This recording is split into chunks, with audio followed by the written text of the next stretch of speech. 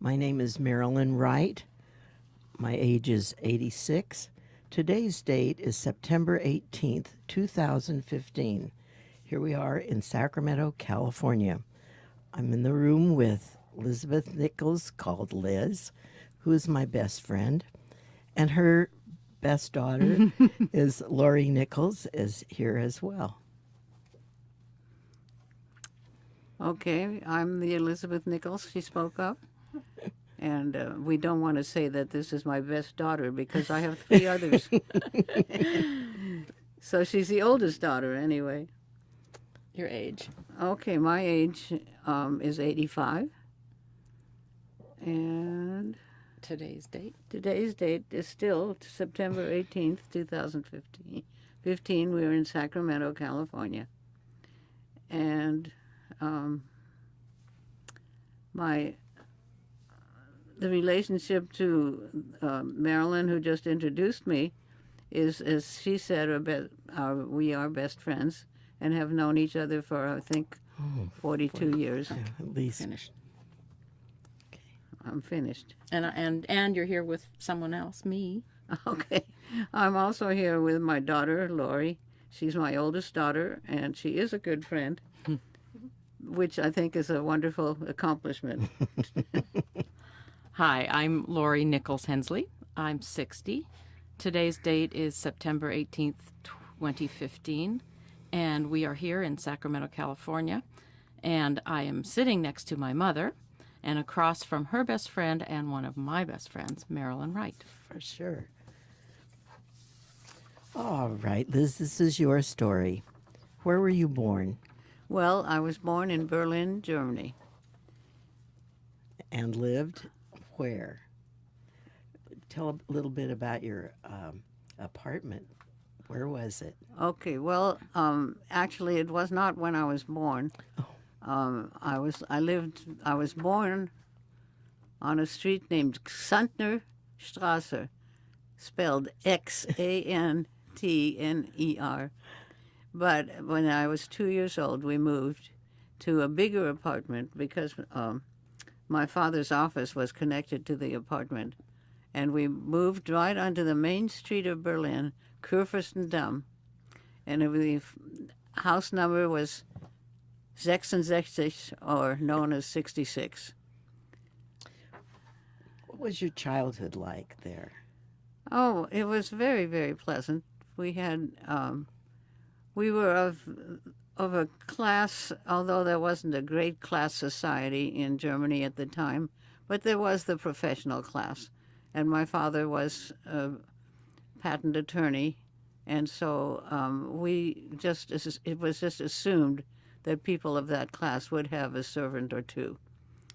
And we did, as a matter of fact. We had a cook, and we had what you might call a governess, so that sounds so pretentious. But she was a wonderful woman who took care of us and I have one sister who is 4 years older than I, and the job of that governess, so to speak, was to take care of us, to take us on walks. We had kind of a piece of property, which was, I think the name for it in German is a Laube, is a garden that was removed from our apartment because there was no room for anything like that in that apartment. The apartment, by the way, was on the 4th floor, and there was an elevator going to it.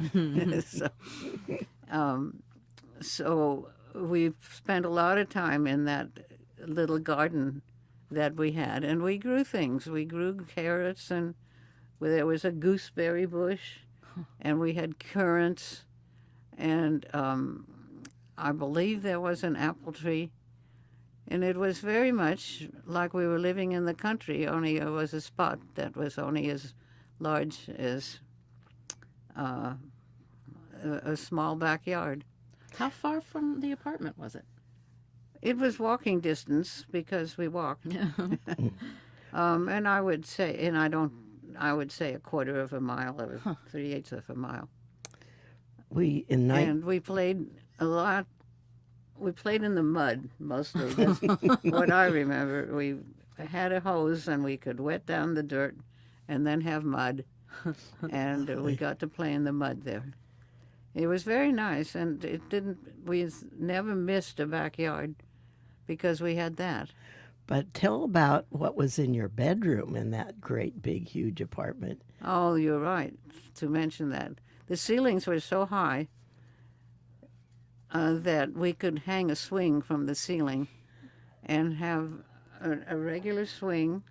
And also sometimes we could, instead of having a seat, we could take the seat away and have a bar, which was we could do gymnastics on. Chin ourselves, do a pullover, do all kinds of things on that bar. And with your extended family, you went on some wonderful vacations. Oh, right, definitely. We had from the time I was 5, every summer we had what we called the Große Reise, which was a big trip. And we did see a lot of Switzerland, northern Italy, and the Bavarian Alps. Lake Como. Lake Como was in northern Italy, right. And what did you love to do when you were a little girl and saw a lake? Get in it. Who taught you to swim? Well, my father tried, but I could only go 3 strokes with his instructions and then sink. So I did have swimming lessons. I think I was 6 when I did achieve what the Germans gave out, a certificate of being a proficient swimmer, which meant that I'd passed a test of swimming 15 minutes and then jumping off a board. At age 6? That's a lot for Yeah. age 6. That's Whoa. true. It was good. I Good was an for early you. swimmer. Well, what happened when you were getting close to 8 years old?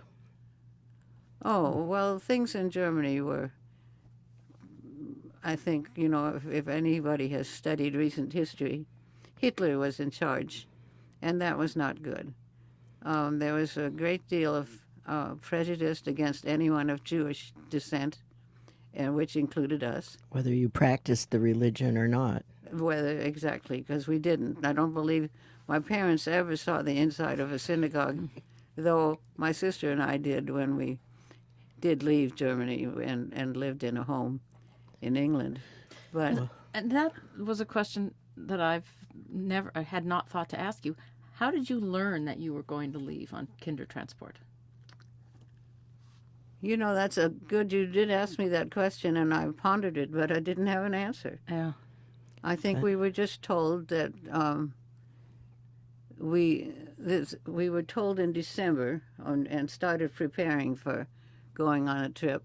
We did start taking some English lessons from a lady who had also been a kindergarten teacher, and they were kind of stupid English lessons. I remember that one of the questions another child asked us, how many hair do you have? Or hairs, and we counted. 1, 2, 3, 4, which I don't think is quite accurate, but She wanted you to learn your numbers. right. Maybe they meant bunnies. But can you tell a little bit about the Kindertransport? Why were you sent away from Germany? Because life for anyone of Jewish descent was not safe in Germany at that time. And so the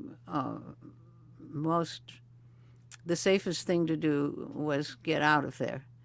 And my parents, and I think a lot of parents, were so noble because they sent their children out before they knew quite how they were going to get out. But when things are really bad in a nation, and we maybe read about it a little bit now where people are emigrating, people want to get their children out of there. And I think that's just the most noble thing for a parent to do. For your parents to take you and Anne down to the depot, put you on a train, and wonder if they'd ever see you again. And not know whether they would ever see us again. Ever. And I know that a number of the children, and we'll go on then, but a lot of the children we then lived with in a home in London never did see their parents again. We did. We were very lucky and came to this country and lived a normal life. But only 10, I think I read someplace, only 10% of the families were reunited. And you were extremely lucky. We were very But lucky. Can you, just to clarify, can you talk a little bit about what kinder transport is? Okay, kinder transport, at that point in time, people knew that they wanted to get their children out of Germany. And so there were, what I don't know in true fact, whether there were companies or who organized this, but so the children could make that trek to London, which, by the way, England was extremely generous in letting that's true. these refugees in. And so they organized a thing called Kinder Transport, where we all got on one ocean liner and went through the English Channel. The ocean liner left from Hamburg, and then we went through the English Channel and I'll never know if we landed in Livermore or Southampton. I can't. Liverpool. One of those. Yeah. And then were put on a train to go to London. And our eventual destination was a children's home, which you might really consider an orphanage, except most of the children there had parents, but they weren't with them at that time. And then we ended up at the children's home. And how old were you? 8. I was 8.5. My sister was 12. I'm not going to say that she was a wonderful big sister who was going to take care of me. Why not? We did not have that kind of relationship. No, I think when you had a bad night, Anne was no comfort to you at all. No, I don't think so. And you had a bad night. What happened? It was a one day while in the home, and we'd only been there a couple of days, so I did not feel comfortable or particularly at home there. And I believe we had an aunt who was living in London at the time, and she came and took my sister out for a little afternoon jaunt somewhere, I don't know where. And I was sick. Here's the reason I was sick. There were lima beans on the table that we were supposed to eat. And I was a very fussy eater, and I knew I couldn't eat any lima beans. So I said I was sick. And the people in charge said, fine, you go ahead and go upstairs and go and lie down in your bed. And I did that. And then I wondered why they didn't let me up. And then, as it turns out, I really was sick. I had a fever. And so then when my aunt came to pick up us to go out on the town in London, my sister went with my aunt, and I was left. Oh, to cry yourself to sleep. that's so sad. Oh. And I cried. I cried. I missed my mother. I really did want my mother to come walking in the door. But And I cried and cried and cried. I feel I cried myself out that day. Yeah. I bet. because after that, Yes, You and said you in a week I adjusted. was feeling quite comfortable. And when some new people arrived in the home, I felt like an old hat, like I could really show them around and tell them about everything.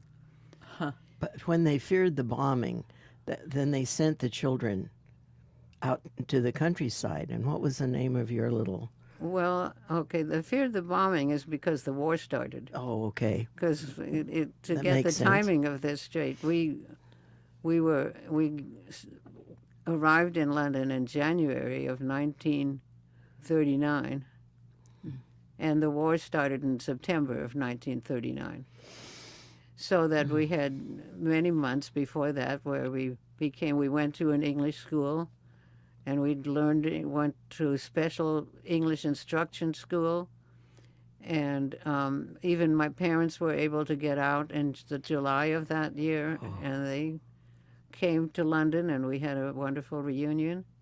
Although they didn't, we stayed in the home, and they lived in an apartment that's about as big as this table. Yeah, which is a small table.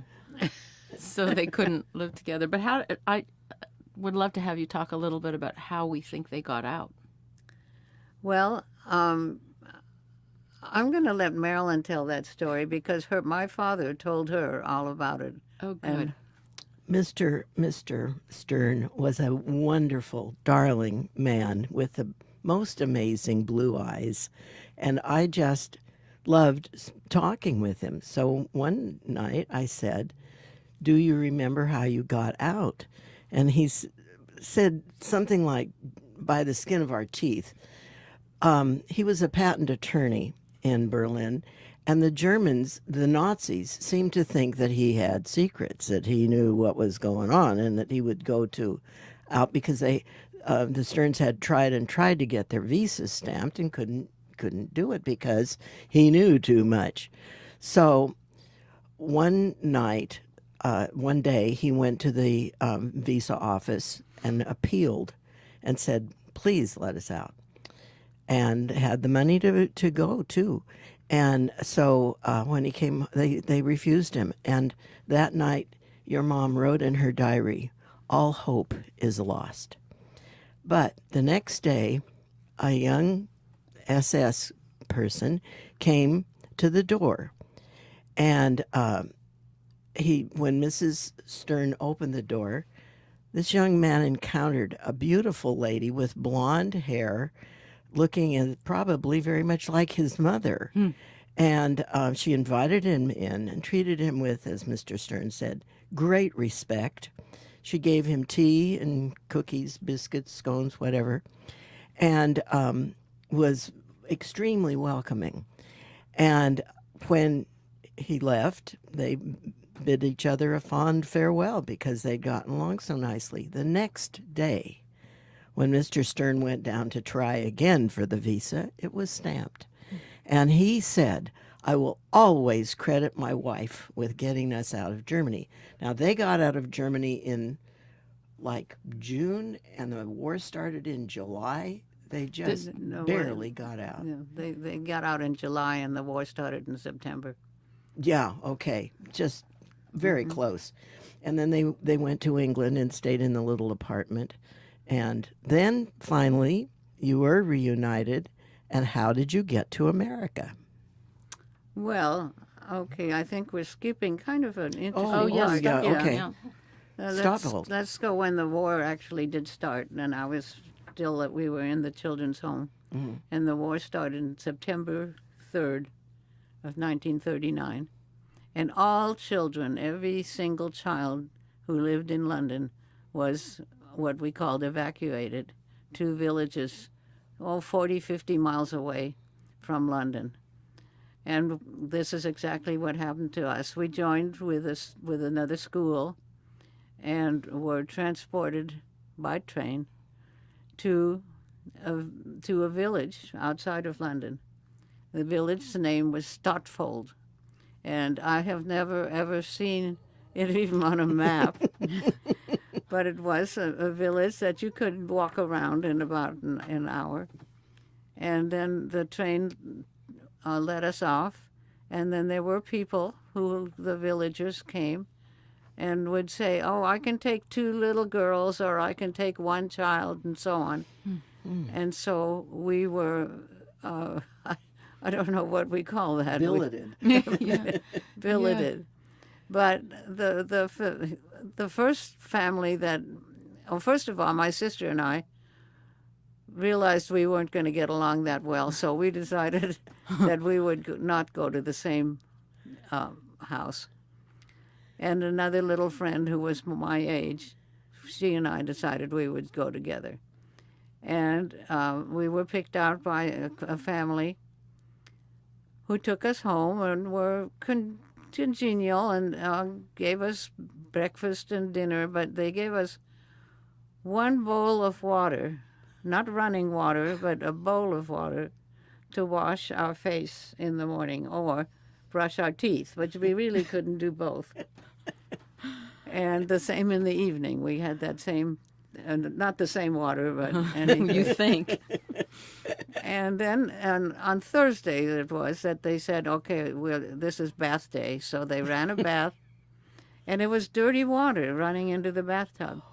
And we didn't realize that pipes could corrode and would shoot out brown water. And so it really didn't look very appealing. And I remember the woman said, "Do you want me to wash your hair?" And we said, no, we just had it washed.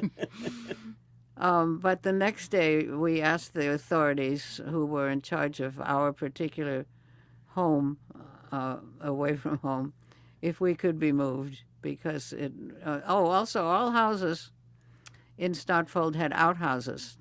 Very few, as far as I know, had indoor plumbing. But when we were moved, after we asked if we could be moved, we were moved to the most wonderful people in the world. And they did have an indoor plumbing that Mr. King, had fixed up himself. And clean water. And clean water, and an absolute wonderful, wonderful care that they took of us. And how long were you there? We were there, I think it was a matter, this was September, and I think we left early in the next year. So we were there 4 or 5 months, and they were so good to us. I've always regretted that I didn't, since I was only 9 years old, I was not a real good correspondent, and we did not keep up a correspondence. But I will always be grateful to them. But then you were reunited with your parents. Then my parents, exactly, they came to London. They never left London, though they came to visit us in Stotfold. And then my mother was busy trying to get passage to America because they knew we had an aunt, my mother's aunt and my grandaunt lived on the West Coast, and we knew that was our ultimate destination. So my mother spent her time trying to get passage because this was the beginning of the war and U-boats were around and were sinking ships. And so it was very hard to find a ship that would go all the way from England to America. She did find one. It was a small ship. It was, at the time, I think a Dutch company owned it. And it was leaving in March of 1940. And so came about February or so, we moved back to London to get all the necessary papers and be ready to go on that ship. Which so you did do. Which we did do, and it took 10 days to get from London to New York. And you didn't go through Ellis Island. We did not go through Ellis Island. My sister tells me, she was a little smarter than knowing things, that we landed in Hoboken, New Jersey, which was also a port of entry. And but my father had some colleagues that were already in America, and they met us. They took us to the Taft Hotel, I remember the name of it, and we spent one night at the Taft Hotel, and it was $2 a night, and that was too much for my parents. So we were able to move to some place where another colleague knew about, where it was considerably less. And there was a family that greeted us. They had a 2-year-old daughter, and the funny part of this story is that 40 years later, 30 years later, Yeah. that little girl, that 2-year-old, ended up in Los Angeles and got to know my sister. Oh, whoa. And that is so amazing. Yeah. the world is indeed a small place sometimes. Where did you go after Hoboken, or after New Jersey? Where did you go after? Okay, well, we went and stayed at some less expensive place again because my father had a colleague who knew about it. And then my mother's best friend was at that point, and they had emigrated and were living in Cambridge, Massachusetts. And they had room to have us stay with them. So we took the train to Cambridge. And I went to school in Cambridge. People, the children of the neighborhood were very, very kind to us. I think they thought we were some kind of strange creatures the way we talked with an accent. But they were very friendly and practically tore us apart as to who's going to get to go walk home with you at lunchtime. Lovely. And we went to a school named Moore School. And I was put in the 3rd grade because I really probably should have been in the 4th grade, but my mother heard that they taught American history in the 4th grade, and she knew I didn't know any American history. And having herself been schooled very seriously where you need to know these things, she put me in the 3rd grade, Well, and then which was kind of a year behind the other kids. speaking of teaching, I think that it would be great to talk a little bit about how you guys know each other. I know we're jumping way ahead. That's okay. But, It is ahead, but You made it. This is the totally good part of the relevant, story. right. You guys made it across the country and landed in Los Angeles. And that's where you grew up the rest of the way.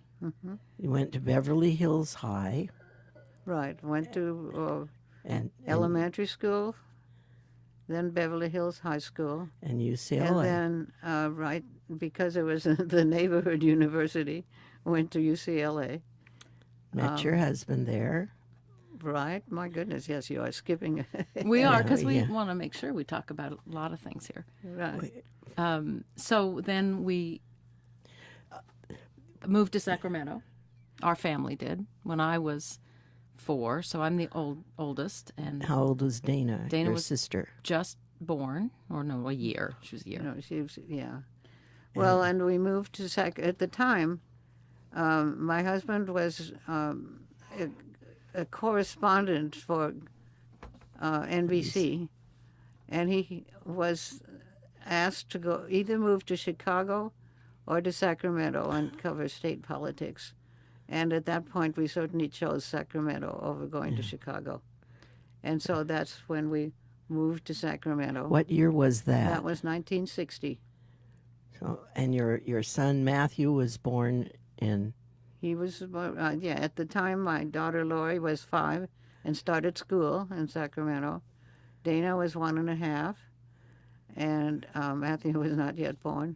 So the subsequent 3 children after Laurie and Dana were all born at Sutter Memorial Hospital In Sacramento. in Sacramento. And those children are Matthew, and then twins, Hillary and Meredith. And you mentioned that I was 5 and that I started school. And I did indeed start school at Sutterville Elementary School, which was around the corner from our house. Perfect spot. And there we go, segueing into Marilyn Wright. I had heard that Mrs. Nichols was from Germany before I even knew her children.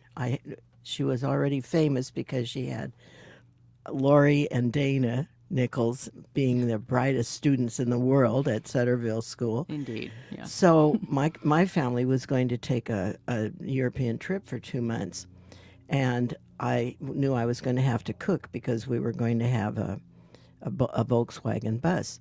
So one morning I encountered Liz in the hall, and I said, "Do they sell heavy cast iron frying pans in Germany?" Because I didn't want to carry my frying pan to Germany. It was too heavy. So I thought, this is the perfect person to know. So Well, I was only 8 when I left Germany. that's I exactly what didn't- she said. I did absolutely no cooking whatsoever. But that's the way our friendship started with it. And I always say Liz erroneously decided I was a gourmet cook if I had to take my cast iron frying pan. I just didn't want to get a sticky one, which I did. So in 2 years after that, Matthew Nichols arrived in my first grade room with the biggest grin in the world. Oh, he was a wonderful, wonderful little boy and a reader and a half. I coveted Dana because she was in another first grade, but I didn't get her. I did get Matthew. And that was the beginning of our friendship because as I said, I knew that Mrs. Nichols was from Germany. So when I scheduled our parent-teacher conference to be the last one because I knew I wanted to talk more to her than just about Matthew. So that first conference lasted until it was dark. It was dark outside. When I got home, my family had to know where I was. So after that, I had Matthew, and then I had 3 years later, I had the twins Hillary and Meredith in kindergarten, and you, Liz, would come once to help in the classroom. But when Hillary and Meredith graduated from kindergarten, you said, "Now I'm going to be your teacher's aide," which she was. From then on, I think I asked. I don't want to no, say you I told me. Nope, you told me, and I was delighted because by that time we had discovered that our girls knew each other. They were in high school, and my daughter Sue and your daughter Laurie had lockers Right next next to one to each another. other. Yep. And then we started going to the madrigals and all the performances together. So we just decided we'd go together. Yeah. And then we went to movies with our husbands, and then we went on vacations together, and Mountain cabins and camping trips and skiing many more and things. Yeah. But then I do want to tell this story. Liz decided she would teach music to my children, and so we started out, didn't we, in room 3 with one classroom, and pretty soon my colleagues decided they wanted to come in and learn folk music with Liz Nichols. So for to make this short, for 16 years, Liz did a spring sing performance with 120 children, 4 teachers, and a guitar. Yeah. Liz played the guitar for all those kids. And I don't know if you must have seen them, Laurie. I must have seen them. I Were was they- probably still. Yeah, they were remarkable. All those Remarkable. children. Yes, they And were. she still plays the guitar with kindergartners at Sutterville Elementary School to this day. And this you have to know as well, that the Nichols household became the neighborhood magnet. There were children. Do you remember the little girl who said, "When I'm at home, I play that I'm in the Nichols family," that she pretended because it was such a happy place. There was a swimming pool in the backyard, not right away, but later, and it drew children like a magnet. They're all 3 years apart, and children from Laurie's age to the twins' age congregated at your house. That was, plus grown-ups too. Your neighbor, Katie Mankey, said to me one time, "Liz Nichols is like the Rock of Gibraltar. She could take care of 3 people or 300. It doesn't faze her a bit. She's just very calm." And that's when I began to count on you like the Rock of Gibraltar. In my turmoils and tribulations, I would come over to your house every lunch hour and sit and moan and groan, and you would calm me down and say, this is the flip side is going to be better. You're okay. So she's still my Rock of Gibraltar. Still. How did it make you feel to know that your house was the neighborhood magnet? And that you created the atmosphere that allowed that to be the case. I don't want to take all the credit. We did have people living across the street who were the same age as my children. Nah. No, You created you did an it. atmosphere at our house that made people enormously welcome, and everybody felt it. there was always room at the table. I don't know how you ever stretched food the way you did. I did feed. We had 7 in the family, and one was kind of a permanent guest, a young man whose family was not in town, and so we fed him every evening. Among others. Yeah, that was one of several who. Yeah. And Well, I'm not going to tell you how I did it because I have no idea. how does it make you feel now? It makes me feel happy, and I, kind of strange and lonesome when I'm having dinner all alone now because none of these people is around anymore. Well, I come over as much as I possibly can, Well, but still not every night. But It's true. A house that had all those people in it and now has really one permanent resident is really different. Still drawing people, though. Still the magnet of the neighborhood. And the last time you had a birthday in July this year, there was an outpouring of love that had to be most touching It because was indeed. there were people from every stage of your life at that party. And that was fun. And we all expressed our love, admiration, and glory in knowing you. It was great. It was. It was beautiful, and I appreciate it. And I thank all of you and all of them who came. It was wonderful. Even Damon, who made up like a song about you. Damon One Schwartz, who's a good friend. Go ahead. One more hallmark of all these years. I don't know. That's not the right word, but something that has continued for many, many years. The guitar ladies. Tell us about guitar ladies in 1 minute or less. Well, guitar was something new to me. I picked it up when I was in my 30s, and of course thought I could never, ever play songs fast enough to have people sing. But somehow, and I compare it to driving a car, it suddenly comes, and then there you are, sitting either in front of several children in the first grade or in a group of friends. Who one of our first guitar lady really played the banjo. And that started, the guitar group started in... Well, before I was in sixth grade, so before 1966. Before the twins were born. Must be, Right, yeah. the twins were, no, they had just been born, I think. Yeah. So they were about a month old. Yeah. And this group still meets. And it was one of those wonderful activities for a housewife who had kind of a boring life that kept me happy, because I knew that at least every 2 weeks for a while we were meeting with grown-ups and singing folk songs that other people know. Wonderful. And that's still going on, though, with different people now. The children of the ladies that you started with, I broke my leg so I could go. And I took time off from school. And then I've just stayed. They started having evening ones. But some of the women's children, Yeah. Agnes's children are in it. Lil's. Kathy Oh, White yeah, and Lil's, Lil. yeah. We have three Yeah. children. That's really neat. Anyway, it's a wonderful time right now, even though we're a little older than we used to be. I'm still having fun with Liz Nichols, my best friend. Oh, that's and so great. her darling daughter Well, as well.